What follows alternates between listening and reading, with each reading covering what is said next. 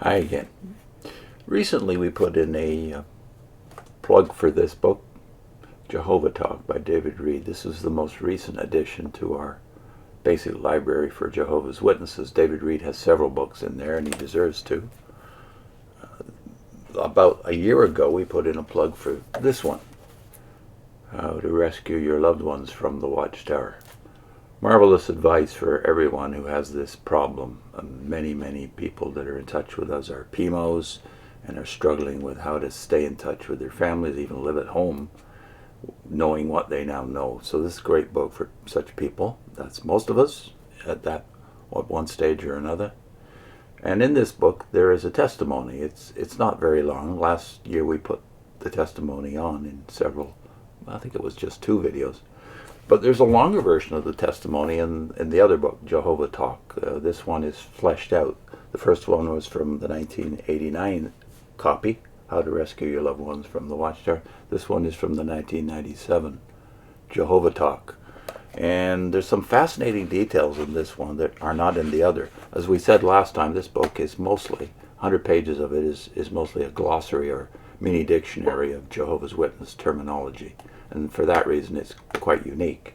The other one, of course, is practical advice that all of us can use.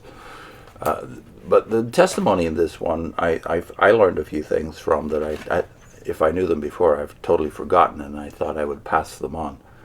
So this is on page 143 of Jehovah-talk, the author's testimony. My early religious training was in a big white Unitarian church in rural New England, just south of Boston.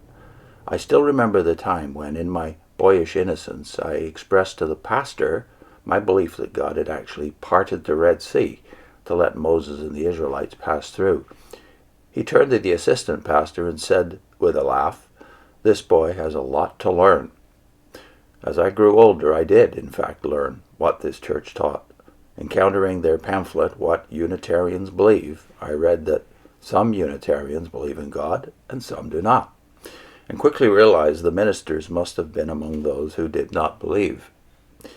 By the time I was 14 years old, I had reached my own conclusion that religion was the opium of the people, a convenient thought for an adolescent for who preferred not to have God watching him all the time. And when I went on to Harvard University, I found that atheism and agnosticism flourished there too. So between the Unitarian Church and my Ivy League schooling, I seldom encountered any strong pressure to believe in God. And that's quite revealing, of course, for our situation in North America today.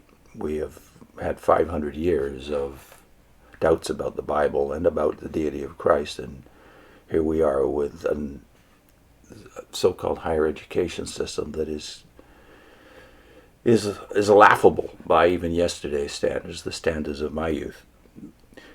David goes on, by the time I was 22, though, I had thought through atheistic evolution to its ultimate end, a pointless existence followed by death. After all, if humans were nothing more than the last in a series of chemical and biological accidents, then any meaning or purpose we might try to find in life would just be a self-deceptive fiction produced in our own minds. It would have no real connection with the harsh, cold reality of a universe where nothing really mattered. So I saw myself faced with 2 choices, God or suicide. Since suicide would be an easy way out for me, I believed there was nothing after death, but would leave those who cared about me to face the pain I would cause, I began to think about God. Coincidentally, perhaps, he has in a bracket, question mark, perhaps, question mark, a Jehovah's Witness was assigned to work alongside me at my job. Since God was on my mind, I began asking him questions about his beliefs. His answers amazed me. It was the first time that I had ever heard religious thoughts presented in a tight-knit, logical framework. Everything that he said fit together. He had an answer for every question, and so I kept coming up with more questions. Before long, he was conducting a study with me twice a week in the Watchtower Society's new, that is new in 1968 book, The Truth That Leads to Eternal Life. By the way, that's the book I also studied in 1970 in their then 6-month course.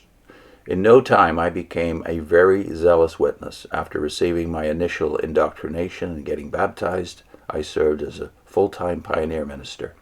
This required that I spend at least 100 hours each month preaching from house to house and conducting home Bible studies. Actually, a commitment of much more than 100 hours, since travel time could not be included in my monthly field service report. I kept on pioneering until 1971, when I married Penny, who had been raised in the organization and who also pioneered. My zeal for Jehovah and my proficiency in preaching were rewarded, and after a few years, with appointment as an elder, in that capacity I taught the 150 odd people in my home congregation on a regular basis and made frequent visits to other congregations as a Sunday morning speaker. Occasionally, I also received assignments to speak to audiences ranging in the thousands at Jehovah's Witness assemblies.